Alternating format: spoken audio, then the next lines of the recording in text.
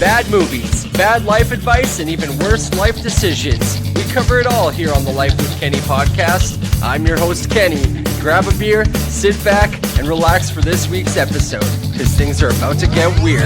What's an all-American girl like you doing with a geek like this? Forgiveness is divine, but never pay full price for late pizza. Fuck me gently with a chainsaw. Jimmy was off the hook. I know you really don't listen to Slipknot.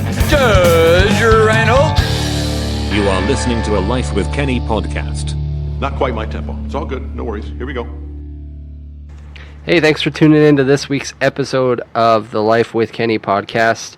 I am joined once again with co-host and best friend Kyle.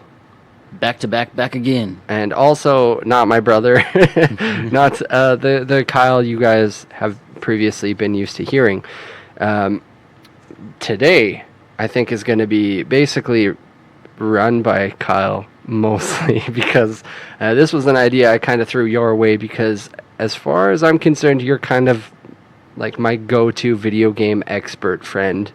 You've worked in the industry, I guess, of sorts, for a long time. For a while now, yep. So basically, your job is to know shit about video games. Kind of. It's part of it, for sure. And you probably learn and hear a lot of bullshit from customers and people like that all the time as well. Yeah, most of it I ignore because I don't like people. Right. So, just so everybody knows, this is going to be a very video game heavy discussion, but it's going to be entertaining. I think everybody's had experience with video games, whether you play them or not. You probably had siblings that did or friends that do. And there's just really weird video games out there, which is mostly what I am going to be discussing today. Oh, I'm ready. It's some weird ass video games. And I also want to talk to you about some weird prank call phenomenon that happened a couple years ago. We'll discuss that later. But there are a lot of weird video games out there. I have played some weird video games myself. Weirdest one probably would be Goat Simulator. Goat Simulator's so weird, but so fun. And it's such a pedestrian weird game. Like if you were like... That's the equivalent of saying that you've seen some shocking horror movies and being like, I've seen Human Centipede. Yes. It's like, it's pretty weird, but it's pretty much like the most popular weird movie out there right now. Yep, absolutely. But there are some pretty obscure ones that I want to dive into. So Kyle, let's talk about Goat Simulator first of all. You've played it? I have definitely played it. So for listeners out there, Goat Simulator is exactly what it sounds like. You play as a goat and explore cities and towns as a goat who has a really sticky tongue. Right. Basically. It's basically Tony Hawk Pro Skater with a goat. You're not wrong. I mean, like, a lot of it feels the same. Like, you get extra points from doing certain things. It's a very weird game. I haven't played much of it, but that was one of the big things that made me want to dive into some research into some weird games. I also remember seeing a lot of really weird games growing up on adults' consoles. A lot of people had modded or hacked consoles that had hundreds of games, and some of which were, Leisure Suit Larry. Kyle, are you familiar with Leisure Suit Larry? I am familiar with Leisure Suit Larry, yes. So I guess it's kind of like a dating simulator where you try to like bang as many chicks as possible. Does that sound correct? That's fairly accurate, I would say, yep. Have you played it before? I've not played it. I haven't either. And I think the 10-year-old me who found it on the console was like wanting to play it, but I knew that there was adults nearby and I knew it was a little weird. And I don't even know how I heard about it, but I think one of my friends had played it and told me about it. There's a lot of games like that, especially in Japan, where it's basically like try to seduce girls or go on dates with girls and stuff like that. A lot of simulators like that. Yep. And I know you've played some games like that before, haven't you? Some here and there, yeah. Like there's one that I know you played called Catherine. Oh yeah, I've played Catherine for sure. And it's being re-released for the PS4 in like 2 weeks. Really? Yes. And did you like that game? Like, what is it about? I've heard it's basically some a puzzle shit. game. You're trying to, get in a relationship with one Catherine or another Catherine, and your dreams are just puzzles, and I don't know. There's some dating aspects, but it's mainly just a puzzle game. Okay, because I've been doing some research on games, and this was one that came up where, from what I gathered, is a guy dating a Catherine with a K. With a K. And he cheats on her with Catherine with a C. Yep. And then he starts having dreams about where he's naked and goes through basically like the He's like a equivalent, naked goat, basically, yeah. the equivalent of like 7 circles of hell, but like through cheating and stuff. Yep, but so like the dreams is just, you're like figuring out a puzzle the whole time, so if you don't look at it too deep, it's just a puzzle game. So it's just like a weird fucking rapping of a puzzle game then? It's just... Yes, that's exactly what it is. That's so strange. I don't know how that's like appealing to people. Like how is that a selling aspect? But the story is pretty good. Like depends on how you want to play it too. Right. And like, you know, dating sims sell to people. People like that shit.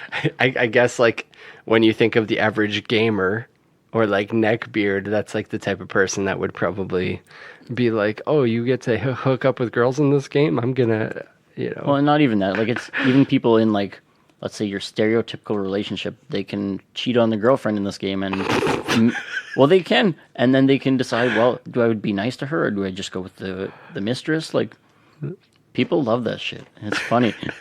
That's so strange to me. But yeah, there's even weirder games than that. Octodad. Are you familiar with Octodad? Oh yeah, I've played Octodad. And how do you find that game? I've only played the demo. Okay. It's weird as hell and difficult to control, but funny. So if people aren't familiar, Octodad, the premise of Octodad is you're an octopus that has to fool his human wife and kids that he's actually human, that he's actually this guy that he replaced, I guess. Is that how it is? Or is he turned into an octopus? I think he's just like replaced the dad, yeah. I'm pretty Okay, sure. so he has to like do household chores and stuff, but he has to do them as human-like as possible, even though he's obviously an octopus. Yeah. And for some reason, every person in this game is just so easy to fool and so stupid. It looks so fun. The second one has the best dad joke title ever. Octodad 2, the dadliest catch. Yep. Yeah, I thought that was great.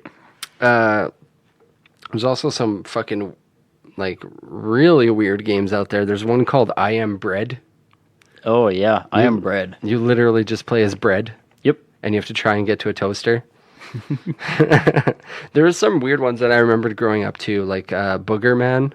Do you remember that one? Not at all. What? So Booger Man was a game, I think, for the Super Nintendo where a guy literally just picked his nose and used his boogers to like fight bad guys. So he'd whip his boogers at people, or he'd use them to like swing across caverns and shit.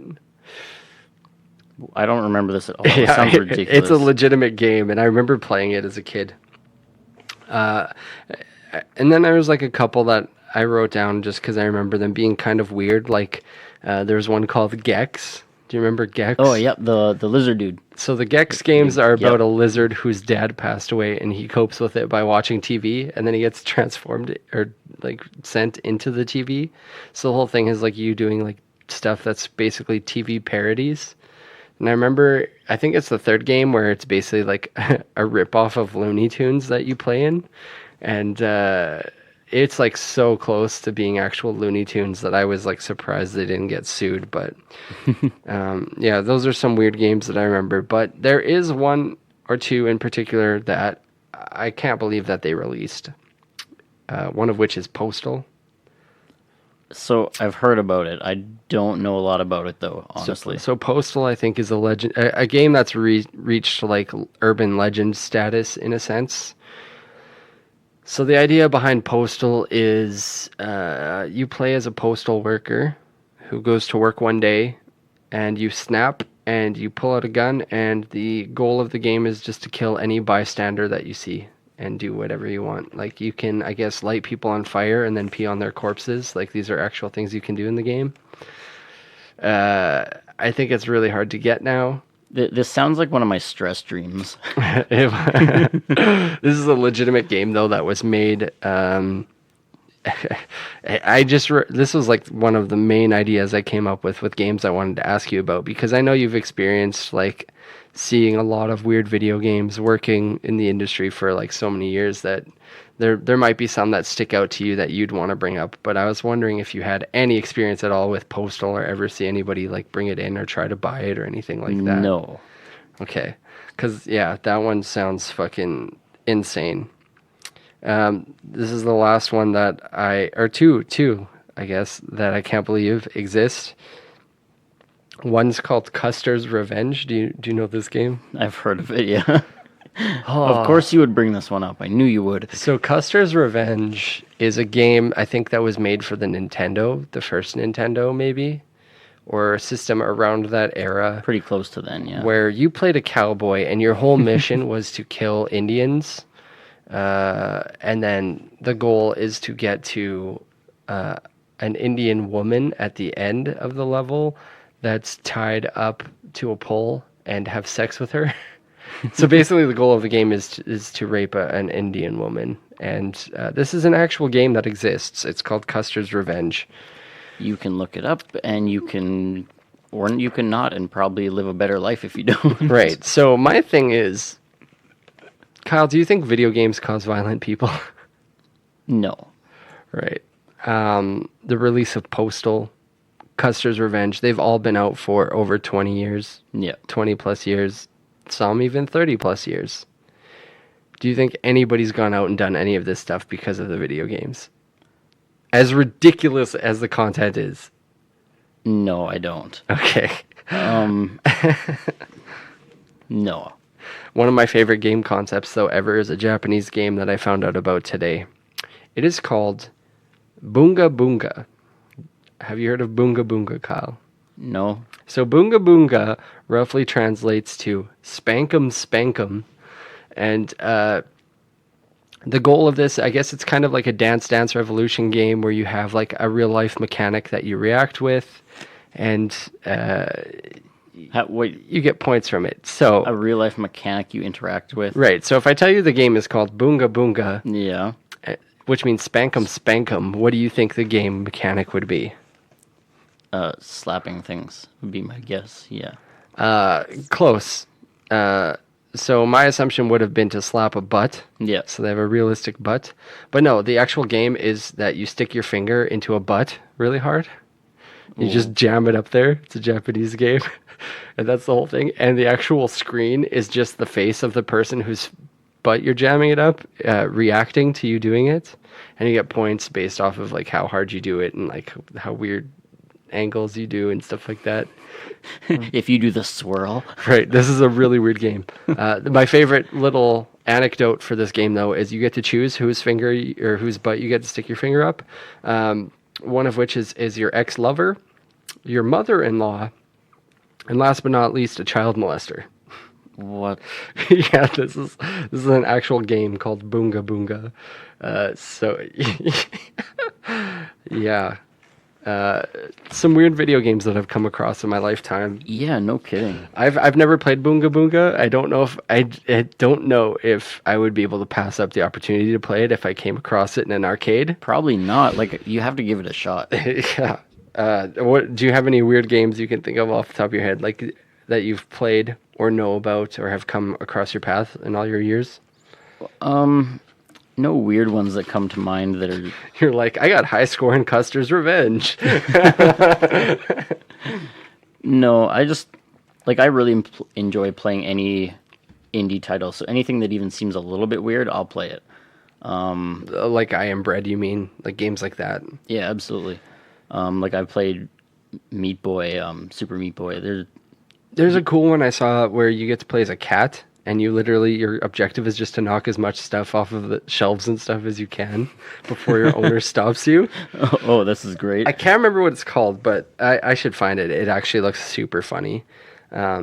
There's lots of games. Indie titles, there's no limit. It's just people having free reign to just create what they want. Yeah, and then like with stuff like that, then you come out with games like Cuphead, which do phenomenal and are so well done. So yeah, I haven't played that one still because I heard it's so hard. Oh, dude, you'd love it. The animation style is so for you. I know. Like, if they had like a animated series or something, I would probably watch it. They're doing one. Perfect. Then I'm gonna dive into that. But yeah, you haven't played any super weird games that stick out to you though. That you're like, I can't believe this was fucking made. Well, all right. Here, so I just played this one recently.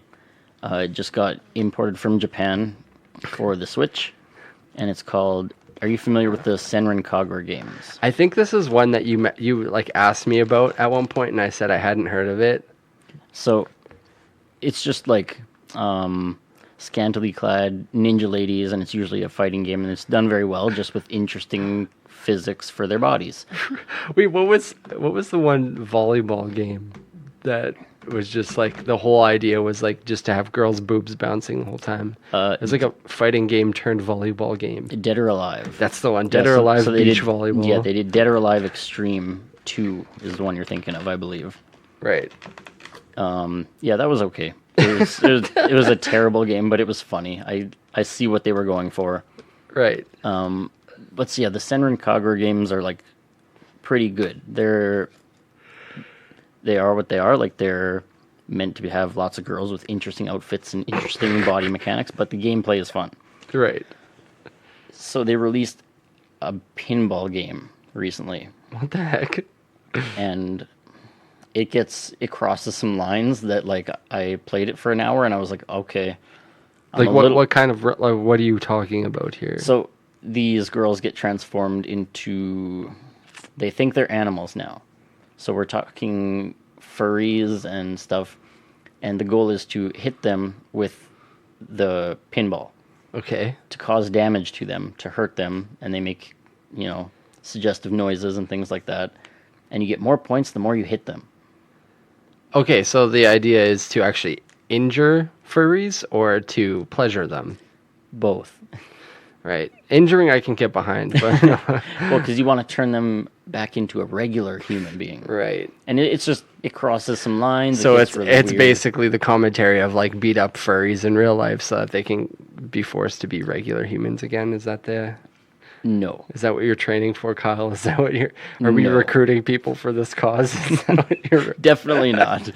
So, like, I gave the game a shot just because I wanted to give it a shot. And I Right. was like, okay, little too weird. I feel uncomfortable playing this game. So. Right. But it's for some people. Who are starting their anti-furry brigade and training people. It's also for people who are into that kind of thing because Right. you get to interact with that. So right. Yeah, man, hentai's the best. Anyways, no, I'm just kidding. who doesn't love a tentacle or two? So Whoa. I wish I had more stuff prepared because this was kind of like a last minute topic switch, but luckily you had quite a bit stuff prepared, so I think you're going to run most of this. I have one more thing I was going to actually ask you about before we move on, but so you work at a store that's similar to a GameStop, and there was a thing that happened a couple of years ago where stores that are like that, where you trade in games and stuff, we're getting a lot of phone calls about Battletoads. Are you familiar with this at all? I am familiar with this. I love those phone calls. Okay, so this is what I was going to ask you. So if listeners don't know, there's this viral thing going around. I think it started on Reddit where people were doing prank calls about this game called Battletoads, which is like a really hard to find game from like way back in the day. They haven't remade it, and recently they decided to remake it, but back then there was no sight of a Battletoads game anywhere. So asking about it is the equivalent of asking if they have Custer's Revenge, right? Like if you're calling a store to ask about that, you're just obviously doing it to be a troll. Yes, absolutely. So stores started to get flooded with prank phone calls to the point where it became like harassment. Like some stores, there's clips online of like employees trolling the trolls back, like pranking the prank callers. And then there's also ones of people like basically having mental breakdowns because they've been getting so many phone calls about it. And I was more so curious if you had any interaction with this, because I think you were working in the industry around this time as well. I was, and I did experience some of these phone calls, and I feel bad for anybody who got these phone calls, especially the people that had like the mental breakdown, because a lot of the times they would do it when that person is having a busy day or Right. whatever. And so you're talking about somebody working customer service, which sucks already. Right. And you're dealing with people who suck, and people are angry, and it's a busy day, and then you're dealing with this. And it's just like a shitty game. And like I can see how you can have people snap. If I wasn't the sarcastic dick that I am, I couldn't get it. Right. So you've experienced this yourself? Oh yes. And how did you handle it? Depends on the day. Oh, okay. So when it first started, I was like, just straight up, no, we don't have it. Did you know about it like as you were getting the phone calls, or was it something you found out about later on? I found out very quickly because one of my friends sent me a link to like the Reddit, and I was like, oh, this is a thing. That's what's happening. This is not as funny as everyone thinks it is, but okay. Right. So I just started out being like, nope, hang up the phone, just an interaction that nobody would ever have any fun with. But then there was one day, there was a group of kids that called every 10 minutes. Great. And so we're talking like, this is the fourth time I've talked to them, and I was like, okay, I'm ready. Bring it on. So the phone rang again, and they asked, hey, do you guys have Battletoads? I said, yes, we do. They're like, what? I said, yep, it's $69.99. They're like, oh yeah, for the Nintendo? I was like, yeah, you betcha. So what you got to do is you got to bring in that amount of money, plus your mother, and offer her up on a plate of goat cheese, and cover her in honey. And if you do all that, and you do it within the allotted 15 minutes I'm giving you, you can have Battletoads. Bye. And then did they call back again after that? Yeah. And then how did you handle it after that? Well, you just kind of hung up on them, or? Yeah, like it's just like anybody prank calling. You just ignore them, hang up, whatever. It doesn't matter. I feel like it's harder to deal with like at a place of business because you can't like unhook your phone like you could if you were at home or somewhere else, right? Yeah.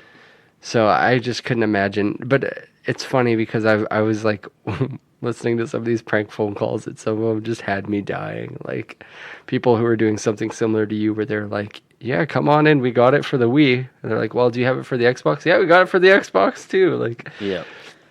But then the best part is, while this was happening, I don't know if you know, but Microsoft announced they were coming out with the Rare Replay. The 30 games for $30, right? Right. Which ironically had Battletoads on it. So this was the best point in my prank call history, is people would be like, do you have Battletoads? I'd be like, yeah, Rare Replay is brand new for $30. Come and get it. Well, what do you mean? Well, it has Battletoads on it. No, it doesn't. Yeah, it does. So it kind of shut the trolls up. You betcha. And so it like Rare Replay coming out stopped it because people were like, "Oh, this isn't fun anymore," because they have it. Right. That's pretty great. Yeah, I know they're remastering it and releasing a game next year or something too, yes, of Battletoads too. So, but yeah, I saw there's a bunch of YouTubers I follow who do like weird internet history things like pranks and stuff like that, and how like certain trends catch on and stuff. And this was one I've been itching to ask you for a long time, because I just find it so interesting that like a prank call can catch on across the world, you know? Yeah, and like I'm sure they had a lot of fun doing it, but I don't see the value in it, especially when you're calling like 6 times and you're getting the same response all 6 times. Right. And maybe it is like the whole thing of like they know that they're wasting someone's day that makes it more funny to them or something like that. But maybe. Because to me, like, if you weren't my friend, I could find myself like laughing pretty fucking hard at that. But if it was you getting the calls, like I'd get a little bit annoyed too. But yeah, anyways. So you have some stuff there that you want to talk about that's video game related. What do you all got? Well, what games have you been playing so far this year? What's your favorite game you've played this year? My favorite game this year. I don't know, man. Well, what are some new games that have been coming out? Well, I'm trying to think. January you had Kingdom Hearts 3. Haven't played it. There was Sekiro: Shadows Die Twice. Haven't played it. Heard it's hard as fuck though. Yes. Great game. Crash Team Racing, Nitro Refueled came out. Rage 2 came out. Haven't played it. I am excited for this fourth quarter because Borderlands 3 comes out soon, and the new Pokemon game comes out. I'm excited for those. I would say, just off the top of my head, the actual new game, the only one I've bought that's like new that I've played so far Ultimate is Alliance. That one's fun too. I wouldn't say it's like one of my favorites though. I'm kind of over it already. Just like the repetition, and the story. It's kind of whatever. But Far Cry New Dawn. Oh yep, you betcha. Yeah, that's one. I think it started as a DLC, but that one's the best. Being able to like kill cult leaders and cults and stuff, and any sort of like thing that makes fun of religion, just like Well, you has really a enjoyed sweet Far spot Cry for me. 5 too, right? Yeah, the whole idea of like just like showing that people can taint religion to like become so fucking what's the word? Like detrimental to like society and stuff like that, and like toxic. That's the word. Yep. To make religion so toxic is so interesting, and then having to like go in and kill all these fucking dudes that are like, we're gonna nuke this town because of Jesus, and you have to like go in with a rocket launcher and stop them, or even better, a shovel launcher. Like, Oh, yeah. that's my type of game. And if you can like sick a grizzly bear with diabetes on someone, that's even better. That's such a weird story plot, but Yep. yeah, so good. It really surprises me that you haven't played Rage 2, actually. I haven't even played the first one. I don't feel need like to. I feel like Rage 2 was one that when it was coming out I was interested in trying, but I just heard a lot of like mixed things about it, so I never really committed to it because the price tag is pretty steep on new games now. Like you're looking for like just the basic game, it's like $70. Yeah, most are 80, And then like deluxe editions, you're looking at 100 now. So basically. it's not cheap to get video games these days. So I usually wait for a sale. Like I got the Xbox Game Pass now. So right now on my system, I have Just Cause 4 Yep, great series. and Devil May Cry 5 I downloaded today. So I'm hoping to dive into those. But yeah, I haven't jumped into those yet. So we'll see how that goes. But yeah, what about you? You said you have a bunch of games that you liked this year. My favorite game this year is Crash Team Racing, for sure, without a doubt. Really? Yes. Is it just like a remake? So, kind of. It's got like, they've remastered it, done a bunch of new tracks. They have 31 tracks now. I believe they came out with the game. So there's a story mode, there's traditional just Crash Racing, and there's online.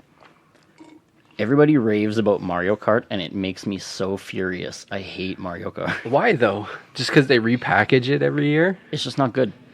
Oh, Mario Kart is too easy.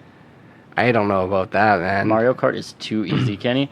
Crash Team Racing is hard as hell and makes you work. That's what I didn't like about Crash Bandicoot, though. To begin with, the first one's so fucking hard.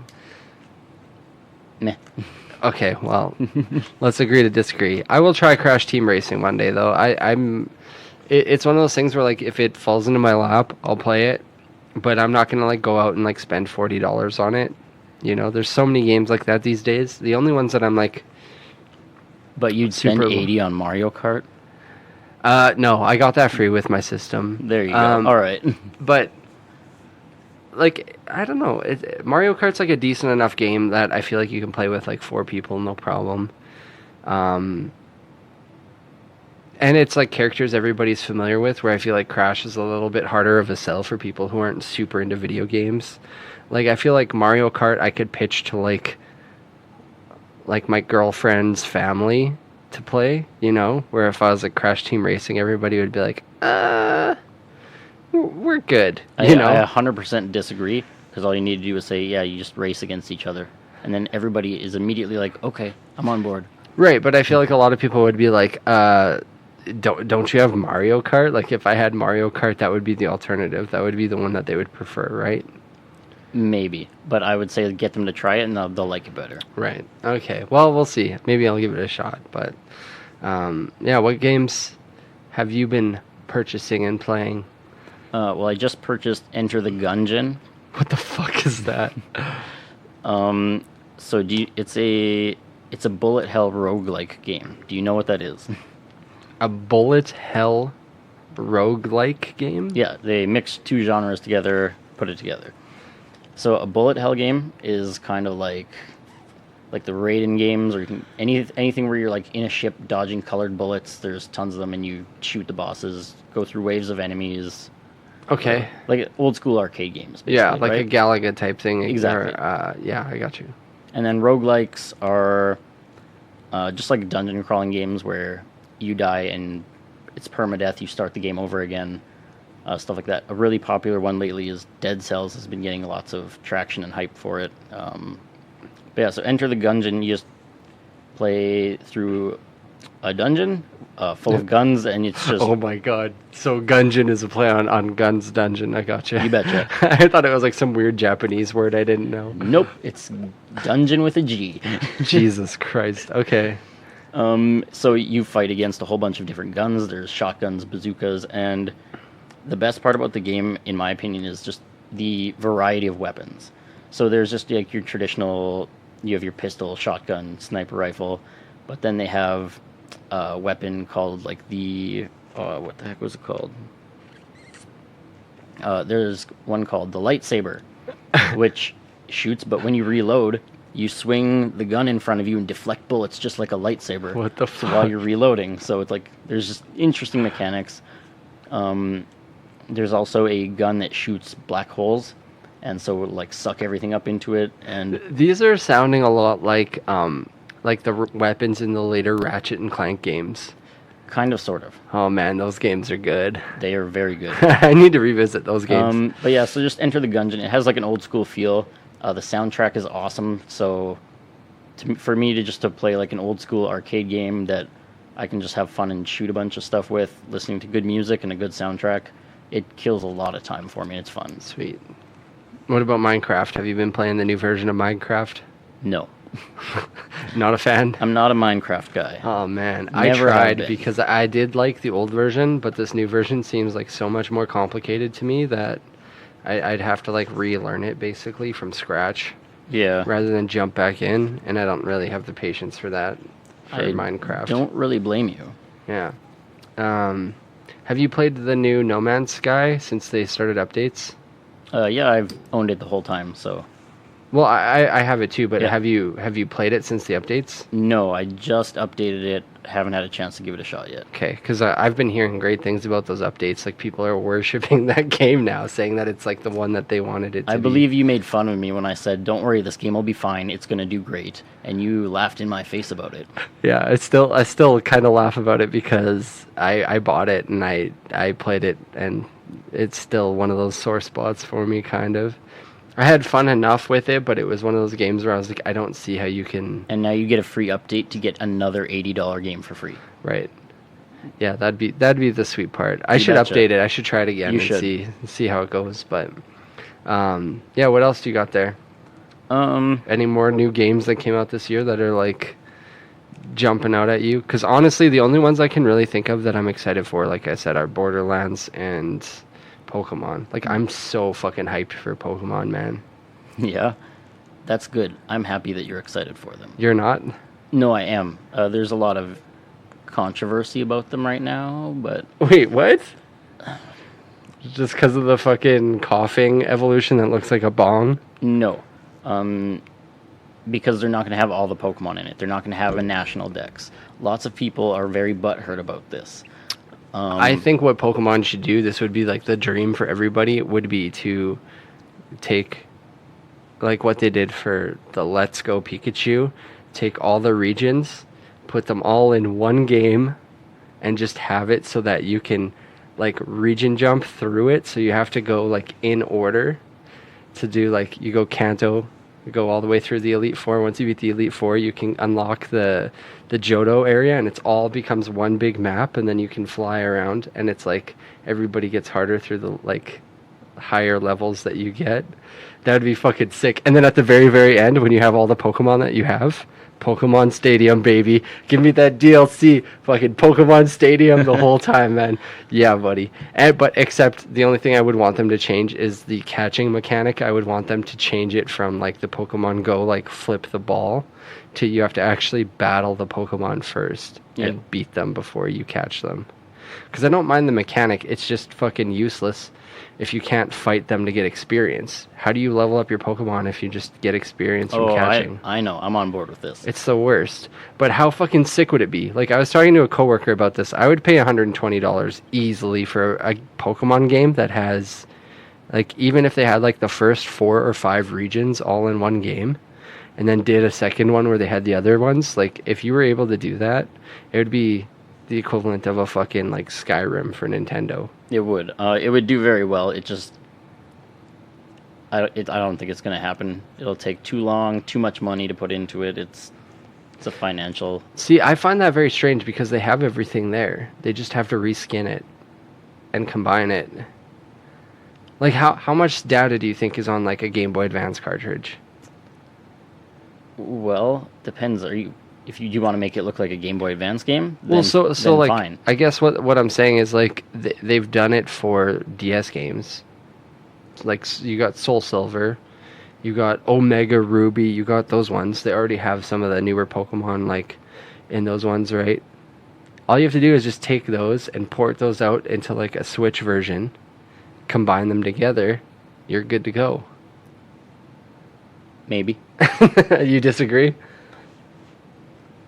Well, I just think that there's like it depends what you want the game to look like. Because if you're looking for something that looks good, like the Pokemon Let's Go Pikachu and Eevee, or like the new Sword and Shield are gonna look, it's gonna take a lot more than just a reskin. Right. Yeah. I mean, like there's some mechanics that they changed that felt like they took a lot of time on, but it also felt like unnecessary changes too, though. Like the catching mechanics. Yeah, well, some of them, but I don't know. I feel like they should also incorporate. I hope they do in the new game because I haven't seen much of it, but I hope that they have some mystery Pokemon that you can encounter in the wild. Because it sucks when you see all the Pokemon. There's no like mystery to it. There's no fun. Yeah, I know what you mean. Like you just see 100 Zubats flying around, and you're like, great. Now I'm in a cave with a bunch of Zubats. Now what am I gonna do?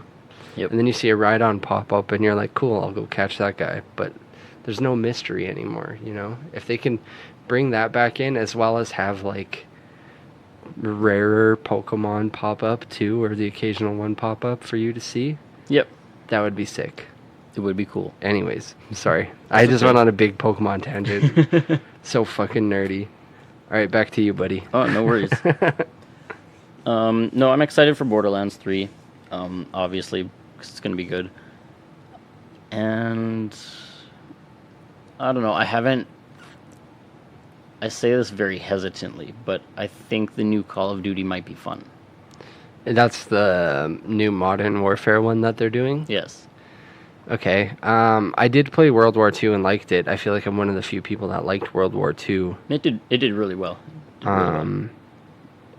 I don't get the hype between like all the Advanced Warfare ones and stuff, so it might be nice to bring it back to like the old classic Call of Duty vibes. Yep, and it looks like it's going to feel like it did when I actually played Call of Duty, which was Modern Warfare 1 and 2. So yeah, it might be worth checking out.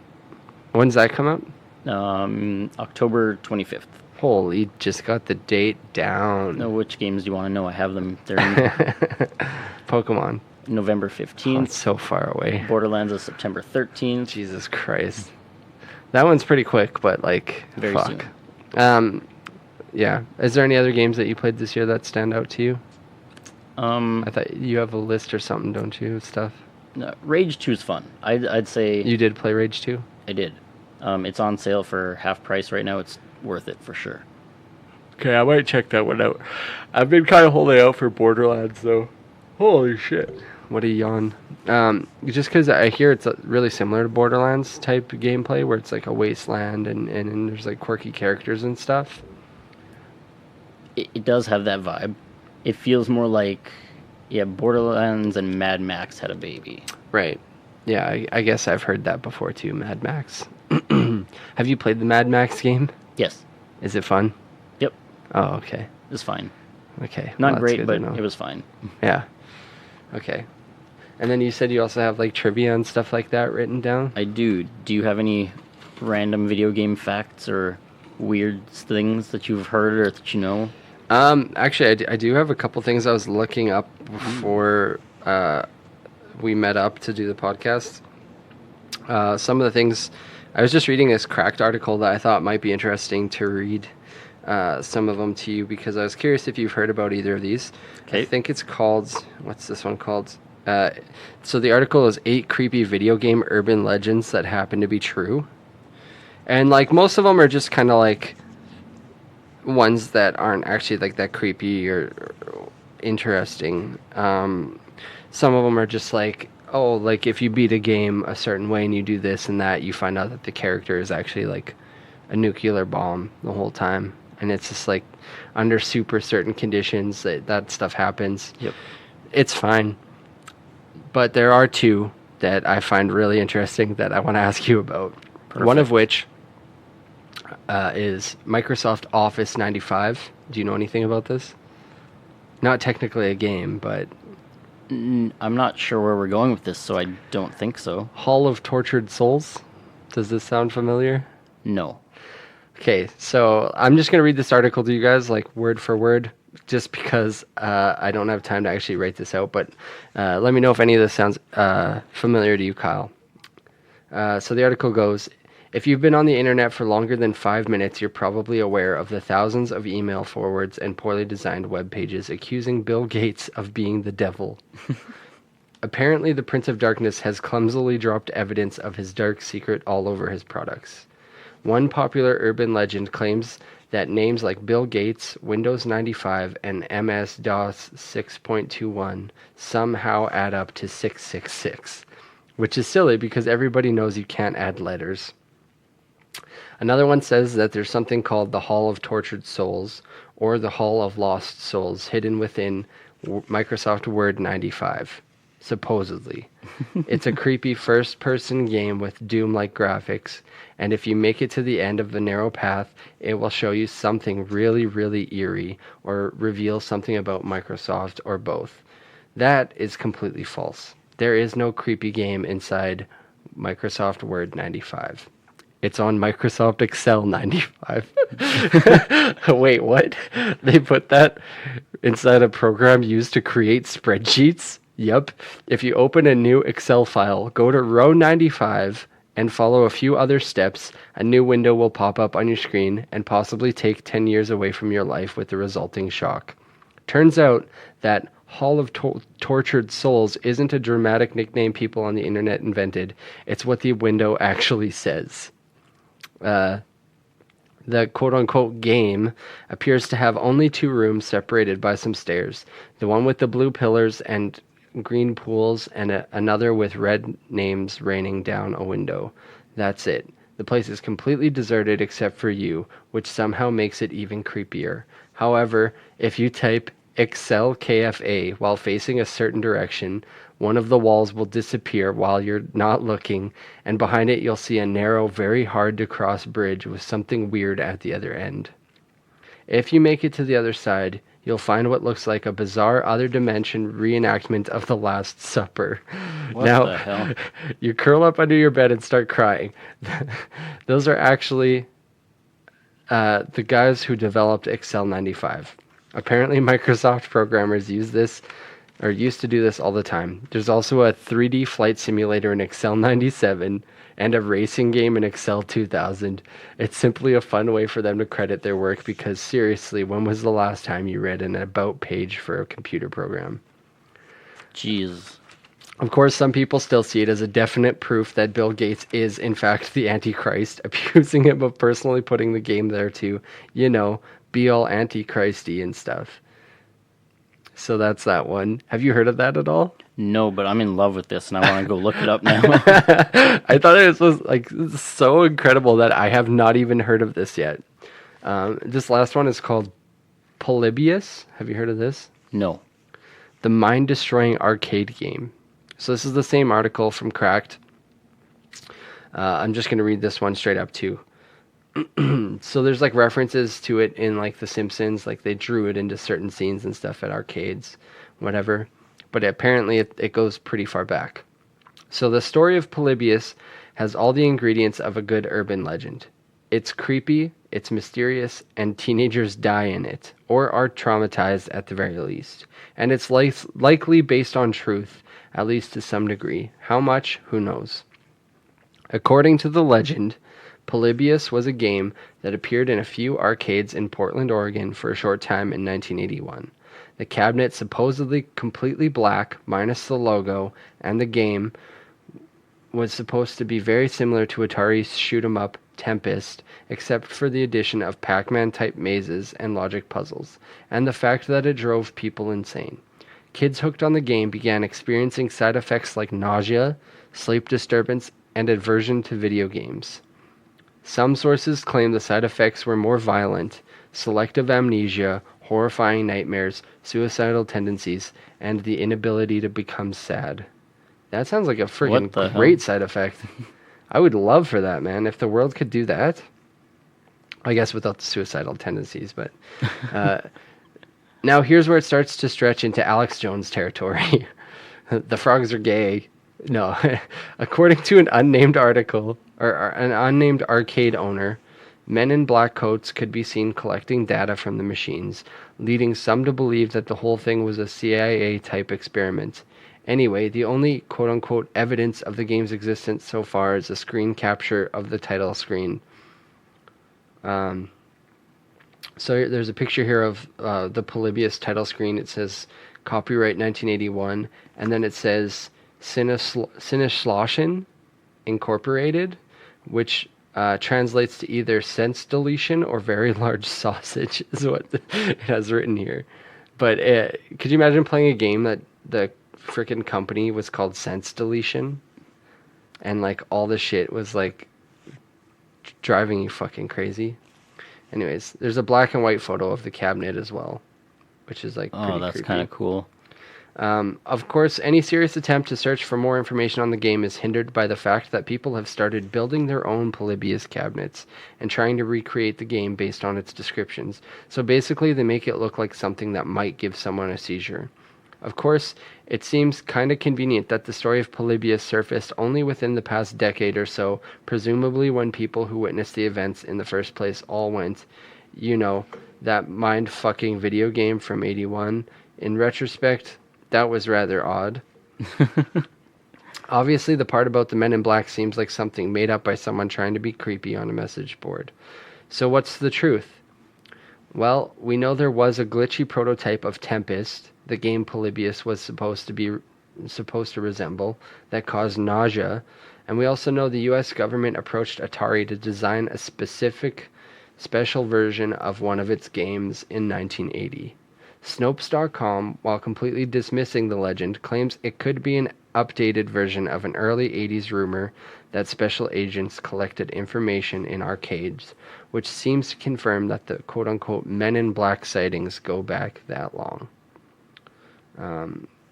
So yeah, that was written by... Could you imagine just going to an arcade and playing this game that apparently just messes with you that much? And then you turn around and you see Will Smith just stand there collecting your information. Okay, so we need to see, let's follow him home now. Is he sleeping? No. Is he eating? No. He doesn't look sad either. What's going on? Is that how Will Smith sounds in your mind? Maybe. It's not, hey, y'all! Anyways, I thought those ones were interesting. Those were ones that I was thinking about doing some more research on before I brought them up, but I figured since you asked, I might as well just throw those out there and that's all right. See if you thought they were interesting. So you hadn't heard of Polybius I either? have not heard of Polybius. Great. I'm glad to introduce you to It these. seems fake, and I'm curious. Yeah. So, have you seen Cabin in the Woods? Yes. Okay, do you know what I'm referencing right now? In terms of video games. Dead by Dawn or Dead by Daylight? Is that the... No. So there's actually, Cabin in the Woods, like near the end where there's like the showcase of all like the monsters and stuff like that, right? Right. So there's actually 2 characters from Left 4 Dead in there. Really? Oh yeah, there's the boomer Yep. and the... Witch. Oh really? Yep. There's a boomer and a witch. Do you have a picture of that? No. Fuck. Okay, I'll look it up later. I don't want you to lose track. No, I remember hearing about the boomer because I was researching that one. That was one I wanted to do for the podcast, but we never really got around to it. And I'd watched it while we were waiting to decide if we were going to do it. So I probably won't do it for a while. But yeah, I just remember reading about that and thinking, yeah, it's kind of awesome. It's fucking so cool. I used to love Left 4 Dead, man. I played so much of that game. I think every day after school, I'd go home and I'd play for 3 hours with our one friend Steven. Yeah, well, anytime I'd come over, you'd be like playing Left 4 Dead, and because I never got into it, I was always like, I don't understand why you're just having so much fun. It's just like it's so repetitive and stupid. Like I played it again recently. Like I said, nostalgia is a big thing for me sometimes. Yeah. So I bought it on the Microsoft store for like $5, $10, whatever. I played it again recently, and there's still people that are playing like online every day. Like I played with these two girls that were, because you have to have 4 people to play. Yep. And it was me, somebody without a mic, and then these 2 girls that were like basically getting so mad because I was taking my time trying to kill every single thing. And they're like, "Fuck, we've done this speed run like so many times. Like, hurry up!" And I'm like, "All right, I guess we're speed running." Holy. They were like still so hardcore into that game. That's crazy to me. Yeah, it's such a fun game though. So, you're a fan of the Batman Arkham series? Love them. I just replayed all of them like 2 months ago, actually. I just went through just the trilogy in order. I have Origins on 360, but I didn't really like it as much. Yeah, it was meh. But yeah, I do enjoy those games. I'm a huge Batman fan, obviously, as you know. So I can look around and see that. my arm, even my tattoo.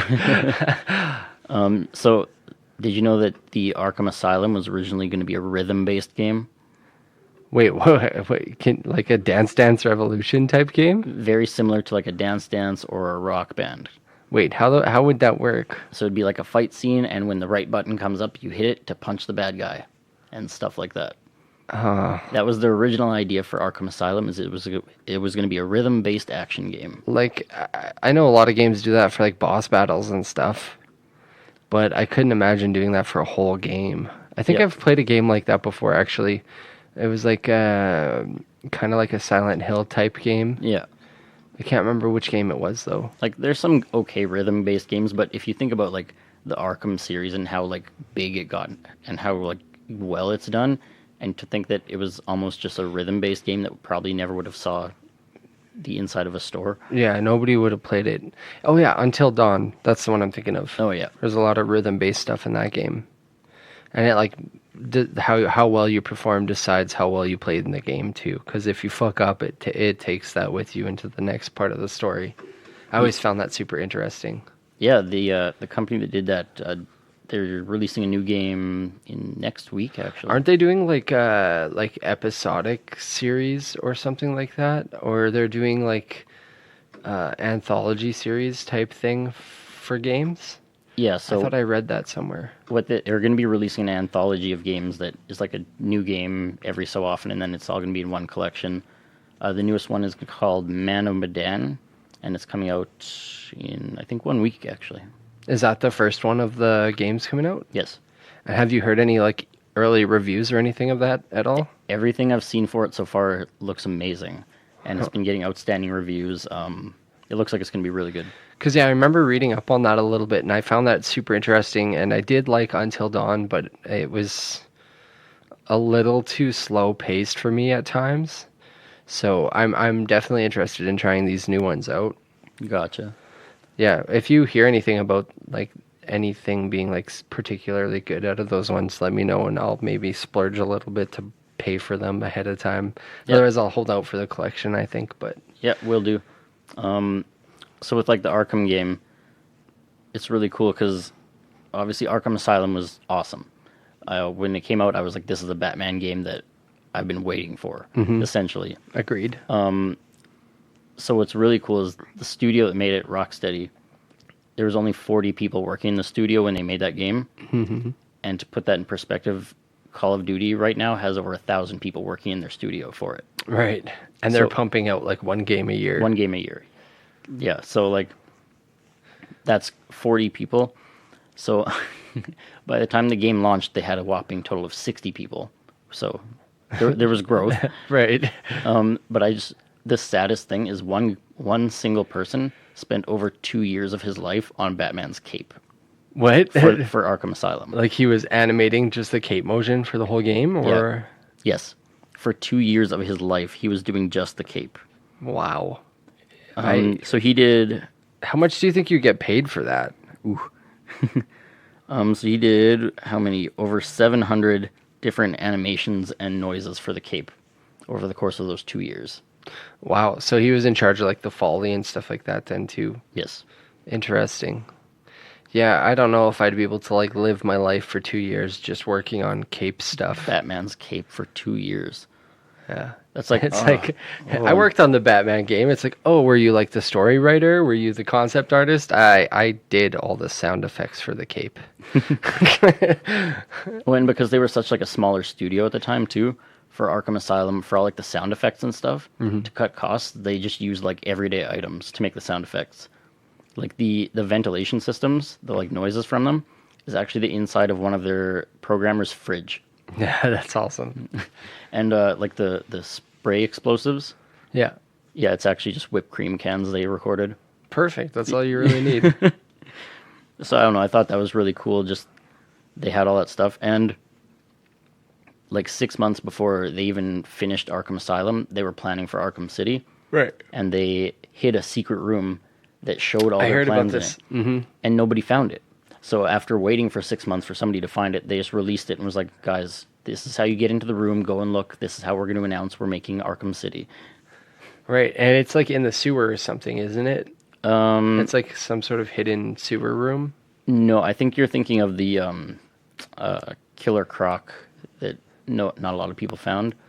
Maybe. But the other one is in the warden's office. You have to blow up a wall in there and then... Right. I think I did that this last game play just because I was reading all the hidden things. I 100%ed every one of the games. That's how fucking nerdy I was. Ooh. I went through it because my first playthrough, I tried doing it, and then this is kind of nerdy. So if you're listening, like, I'm sorry. I went to my cousin's house.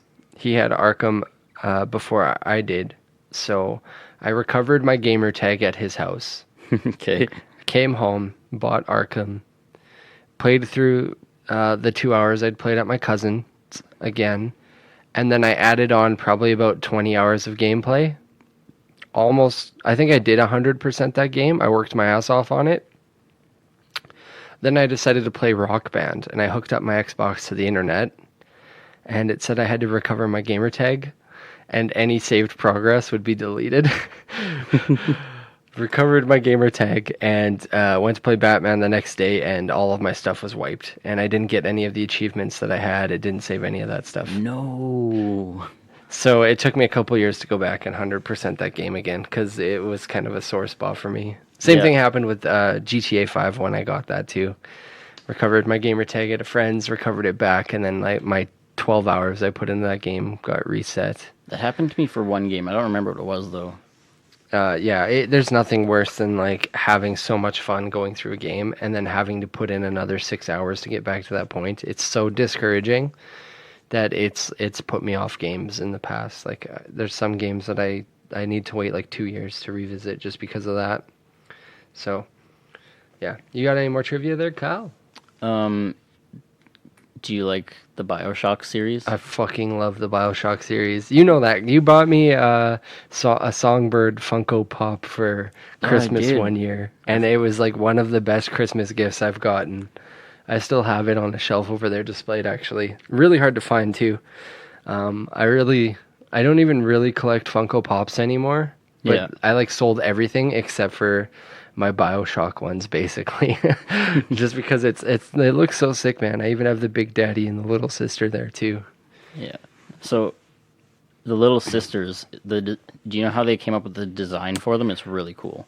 I think I might have read some of this stuff, but I don't remember it. So you'll have to enlighten me and the listeners.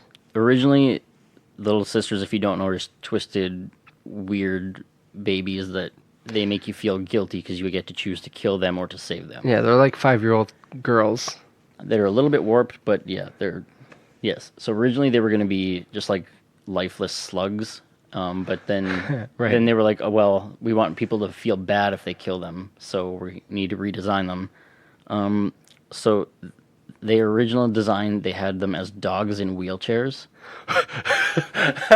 Oh my god! And I would not be able to kill a dog in a wheelchair. And I'm not even kidding. The other design they have is a frog with a tunnel for an anus, is literally how they describe it, and I have pictures for you. A tunnel for an anus. So that's the dog in the wheelchair, Oh my god, that is so sad.